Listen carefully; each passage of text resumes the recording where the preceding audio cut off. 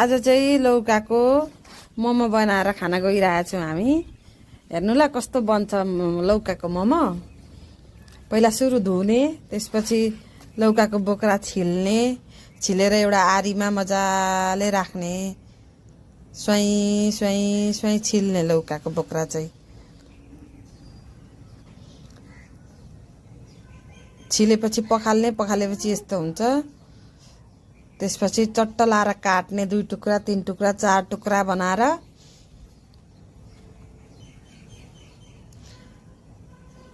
अनि त्यसपछि त्यसको भित्रको गुदी निकाल्ने। गुदी सट्ट निकाल्ने। यसरी दाना चाहिँ एउटा पनि रहनु भएन है। फेरि गुदी त्यसको यो लौकाको भित्रकोलाई चाहिँ गुदी दाना जे भने पनि हुन्छ। यस्तो हुन्छ छप्पै छिलिसकेपछि। अनि यस्तो कोरेसो चाहिन्छ। तपाईहरुको घरमा जस्तो कोरेसो भए पनि हुन्छ। त्यसपछि चट्ट प्याज काट्ने, तलमाथिको भेट्न सबै छिल्ने, अनि चट चट चट चट चट चट प्याज काट्ने। प्याजलाई चाहिँ यतिको मसिनो बनाउनु पर्छ। त्यसपछि मैदाको डो बनाउने, मजाले यसको मैदाको यो डो चाहिँ राम्रो बनाउनु पर्छ। त्यसपछि यता यस्तो भयो कोरेर रेडी हुन आँटो। त्यसपछि यसलाई अलिकति नुन हाल्ने, नुन हालेर निचार्ने। तपाईहरुकोमा यस्तो छान्ने छ भने पनि ठिकै छ, छैन भने सुतीको कपडामा भए पनि हुन्छ, छैन भनेदेखि झुल भए पनि हुन्छ। तपाईहरुले जस्तो हुन्छ तपाईहरुको घरमा त्यही गर्दा युज गर्दा हुन्छ। अनि यसरी निचारेर यति पानी निक्लियो।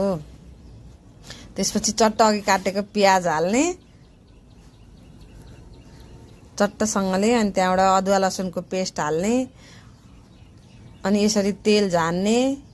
तेल झानिसकेपछि नुन बेसार हाल्ने यसरी, अनि टक्कसँगले हालिसकेपछि स्वाई स्वाई स्वाई मुस्ने यसरी। अनि अघिको डो लिने, त्यसपछि रोटी बनाउने, अनि टक्कसँगले मोमोको डल्ला बनाउने। हेर्नु त कति राम्रो डल्ला बनाएको छु मैले। हो यसरी खान सकिन्छ है लौकाको मोमो चाहिँ। तपाईहरुलाई आउँदैन भने मेरो भिडियो हेर्न सक्नुहुन्छ। चट्टसँगले यसरी पानी बसाल्ने, अघिको मोमोको डल्ला यसरी भाँडामा हाल्ने। यस्तो गोलो डल्ला पनि बनाउन सकिन्छ, लामो पनि बनाउन सकिन्छ। तपाईहरुलाई जस्तो आउँछ त्यस्तै बनाउन सक्नुहुन्छ। तपाईहरुले जस्तो सेप पनि दिन सक्नुहुन्छ है साथीहरु। अनि मेरो मोमो चाहिँ